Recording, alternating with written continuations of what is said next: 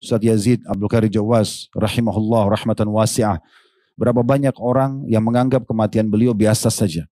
Terlepas daripada ada orang yang menganggap beliau bukan seorang alim, maka di mata kami beliau seorang alim yang luar biasa, memiliki karya tulis yang sangat banyak, tegak di atas sunnah, tegar bertahan walaupun diserang sana sini, dan memang betul-betul terlihat orang yang ikhlas dalam menyampaikan agama Allah Subhanahu wa taala karena terlihat daripada efek dakwah.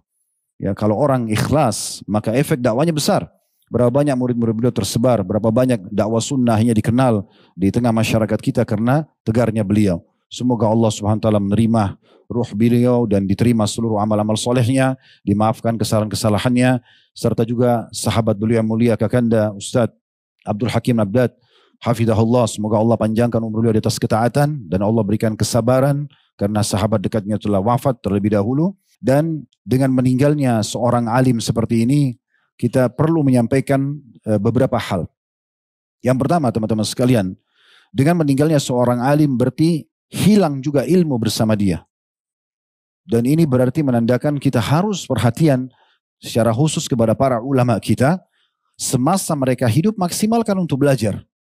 Raih semua mutiara ilmu, bukan hanya teorinya saja. Bukan hanya membeli bukunya, bukan hanya dulu di majelis ilmunya, tapi mencontohi akhlaknya, mencontohi perjuangannya, mencontohi kesabarannya. Semua ini penting, teman-teman sekalian. Karena kata Nabi SAW dalam hadis yang sahih, Inna Allah la yakbidul ilma intiza'an yantazi'uhu minal ibad. Sesungguhnya Allah tidak mengangkat ilmu itu, maksudnya ilmu syar'i ini, dari manusia dengan spontanitas. Langsung diangkat jadi orang bodoh semua. Enggak. Tapi kata Nabi SAW, walakin yakbidul ilma biqabdil ulama. Tapi Allah mengangkat ilmu dengan mewafatkan para ulama. Hatta idza lam yubki alimun ittakhadhan nasu ru'san juhala.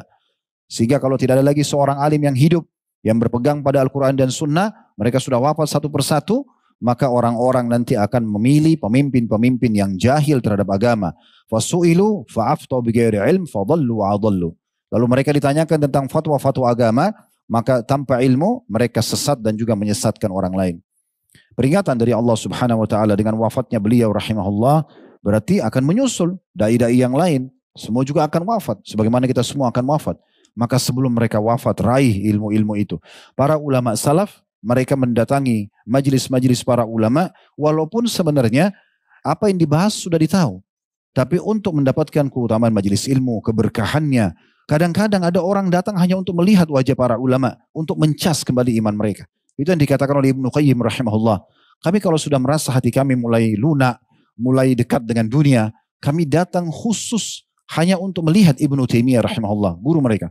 Begitu kami melihat beliau dengan kewibawaannya, dengan ilmunya, dengan kesiapannya dan konsisten dalam beramal saleh, maka kami jadi tercas kembali, kami jadi kuat kembali. Kadang-kadang untuk begitu. Berapa banyak orang yang datang hanya sekedar untuk belajar dari akhlaknya, dari sedekahnya, dari muamalahnya, dari tawadhu'nya dan segala macam hal yang bisa kita belajar. Oleh karena itu teman-teman, hadis ini memberikan pelajaran kepada kita. Seorang alim jangan dibiarkan mati kecuali kita sudah meraih maksimal ilmu yang bisa kita dapatkan. Itu pun kalau kita berusaha setiap hari melazimi para ulama, belum tentu kita bisa mengambil semua ilmunya. Ya, di dalam pengajian seperti ini misalnya cuma 2 jam kita sampaikan. Ini belum menukil semua ilmu yang bisa kita sampaikan. Sebagian kecil. Itu pun kadang-kadang setelah bubar mungkin tinggal 70%, tinggal 50%. Apalagi kalau tidak dipraktikin. Apalagi kalau tidak diulang-ulangi ilmu tersebut tidak didengar. Maka akan hilang. Kan gitu. Begitu juga dengan perkataan Ibnu Mas'ud radhiyallahu anhu. Beliau mengatakan, alaikum bil ilmi qabla an yurfa'a wa raf'uhu mauti ruwatihi. Kalian harus segera meraih ilmu itu sebelum diangkat oleh Allah Subhanahu wa taala, dan diangkatnya ilmu itu dengan diwafatkan para ulamanya. Kalau sudah diwafatkan tidak ada lagi ilmunya. Wa walladzi nafsi biyadihi. Lalu Abdullah bin Mas'ud bersumpah atas nama Allah, demi jiwaku yang ada dalam genggamannya, ini untuk memberikan penjelasan apa yang beliau ingin sampaikan sangat penting untuk diperhatikan dengan memaksimalkan belajar dari para ulama selama mereka masih hidup. Beliau mengatakan, la yudanu rijalun qutilu fi sabilillahi syuhada ay yab'athuhumullahu ulama lima yarawna min karamatihim. Demi zat yang jiwaku dalam genggamannya, sungguh ada orang-orang yang dibangkitkan nanti pada hari kiamat sebagai syuhada, mati syahid di medan perang. Tapi mereka berharap justru dibangkitkan dalam kondisi seperti para ulama. Karena mereka lihat bagaimana kemuliaan para ulama pada saat dibangkitkan hari kiamat. Ini sering saya bahasakan ya. Seorang alim teman-teman sekalian, dengan satu nasihatnya, satu tulisannya, dia bisa menyabarkan 1.000 orang miskin, 10.000 orang miskin. Dia bisa menyadarkan 10.000 ahli maksiat. Dia bisa menyemangati 1.000 orang mujahid. Makanya sebagian ulama mengatakan penahnya seorang alim atau tutur katanya itu lebih mulia daripada darahnya para syuhada. Karena mereka lebih tinggi derajatnya dibandingkan syuhada. Berapa banyak orang memuji-muji para syuhada tapi mereka tidak paham. Karena syuhada orang awam pun bisa dapatkan. Siapa saja bisa mati syahid. Sekarang orang di Palestina mau alim bukan alim semua terbunuh mati. Tapi kalau seorang alim berbeda. Ya, dengan dia meninggal hilang ilmu bersama dia. Bahkan banyak sekali yang dapat petunjuk. Banyak orang semangat mengerjakan ibadah. Banyak orang istiqamah. Banyak orang sadar justru karena nasihat-nasihat mereka. Bagaimana karamah atau kemuliaan yang Allah berikan kepada para ulama tersebut. Fa inna ahadan lam yuladu aliman wa innamal ilmu bitta'allum. Dan ketahuilah seseorang tidak mungkin lahir dalam kondisi alim. Tetapi ilmu itu dengan cara belajar. Artinya kalau kalian mau mencapai derajat para ulama yang nanti para syuhada cemburu pada saat mereka dibangkitkan pada hari kiamat karena mulianya kedudukan mereka, karena banyaknya orang dapat hidayah karena mereka, maka harus dengan belajar. Tidak pernah jenuh dalam belajar. Kalau seminggu sekali hadir, sebulan sekali hadir, ini belum belajar. Setiap hari pun kita belajar teman-teman sekalian belum cukup. Makanya saya selalu nasihati teman-teman sekalian maksimalkan media yang ada. Ya, dengarkan ceramah-ceramah tersebut. Buat satu prinsip hidup, tidak ada hari tanpa ilmu. Itu yang harus kita lakukan. Dan kalau antum tersibukkan dengan itu sebuah kenikmatan yang tidak bisa terhingga. Karena dikatakan oleh seorang sahabat, kalau ada orang yang menganggap bahwasanya menuntut ilmu bukan jihad, bahkan mengalahkan pahala jihad, maka mungkin ada permasalahan dalam pemahaman dia. Oleh karena itu kita harus paham, kita sedang berjihad. Hadir melalui sebegini bukan cuma sekedar meramaikan masjid, bukan hanya sekedar dengar ilmu. Allah mengatakan, kenapa? Ya, sebaiknya orang-orang muslim itu, orang mukmin itu tidak semuanya pergi berperang. Ya, kenapa tidak ada sebagian mereka yang keluar untuk menuntut ilmu sehingga mereka pulang untuk mengingatkan kaumnya. Jadi di situ Allah SWT menyebutkan ada yang pergi jihad, ada yang pergi menuntut ilmu. Berarti mereka sederajat, bahkan ilmu itu jauh lebih tinggi. Dan yang terakhir teman-teman sekalian berhubungan dengan belasungkawa kita kepada beliau rahimahullah tentang masalah kalau orang meninggal di atas sunnah. Tidak ada yang pungkiri.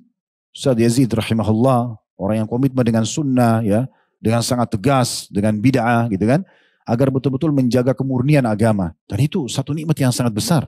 Ya, sering kami sampaikan, kalau kita ibaratkan meja ini, sunnah dan bid'ah, maka setengahnya sunnah, setengahnya bid'ah. Sunnah itu pasti diterima. Karena ada panduannya. Bid'ah itu, kalau ada orang mengatakan, enggaklah itu tidak dianggap dosa, itu urusan dia. Tapi anggaplah seperti perkataan mereka tidak dianggap dosa. Minimal tidak ada dalilnya, maka mungkin diterima, mungkin tidak. Itu minimal. Apalagi kalau itu sudah dosa, gitu kan. Yang jelas Nabi SAW yang mengatakan itu adalah sesat, kan gitu. Baik, orang yang berpegang pada sunnah itu luar biasa. Kalau ada orang meninggal di atas sunnah, antum pun bisa komitmen dengan itu teman-teman sekalian, bertahan dengan sunnah ini sampai meninggal, apapun halangannya, maka itu kematian yang paling mulia. Dinukil dari Imam Ahmad rahimahullah dalam kitab Syiar Alam Nubala di jilid 11 halaman 296, kurang lebih terjemahannya, barang siapa yang meninggal di atas Islam dan sunnah, sudah muslim lalu sibuk mempertahankan dan menerapkan sunnah-sunnah Nabi SAW dalam hidupnya, maka dipastikan dia meninggal di atas kebaikan. Semua atau umumnya ulama Islam juga mengatakan siapa yang meninggal di atas sunnah maka meninggal semaunya. Gak ada masalah dia meninggal. Kapan saja, di mana saja. Karena dia pasti selamat. Ya. Selama dia di atas petunjuk Nabi SAW. Karena kalau orang mengatakan orang meninggal di atas sunnah sesat, salah, berarti salah semua sampai Nabi SAW. Karena dia mempertahankan sunnah Nabi SAW. Dan perlu kita garis bawahi teman-teman sekalian, jangan terpengaruh dengan orang yang menjelek-jelekan dakwah ini. Orang yang tidak terima, orang yang ribut, orang yang menyerang, orang yang mau memberhentikan, tidak ada masalah. Karena semua memang dakwah ada halangannya. Semua dakwah ada halangannya. Tidak usah kita bicara, Ustaz Yazid rahimahullah dan kita juga semuanya ikhwas sekalian. Rasulullah SAW setelah beliau punya kerajaan besar di Madinah, setelah hijrah ke Madinah tahun 1 Hijriah sampai tahun 11 Hijriah, beliau sudah jadi raja, beliau nabi, punya pasukan perang. Apakah pada saat itu beliau selamat dari gangguan orang? Sama sekali tidak. Kaum munafikin semuanya serang Nabi. Ya. Istrinya dikatakan berzina, Aisyah dikatakan berzina sama Safwan. Berapa kali statement Nabi SAW dibantah oleh kaum munafikin. Terus saja diganggu Nabi SAW. Setelah lepas dari fase Mekah diganggu oleh orang-orang kafir Quraisy, di fase Madinah, di negeri beliau, di kerajaan beliau, beliau punya kekuatan, diganggu oleh orang-orang munafikin. Dakwah semampumu.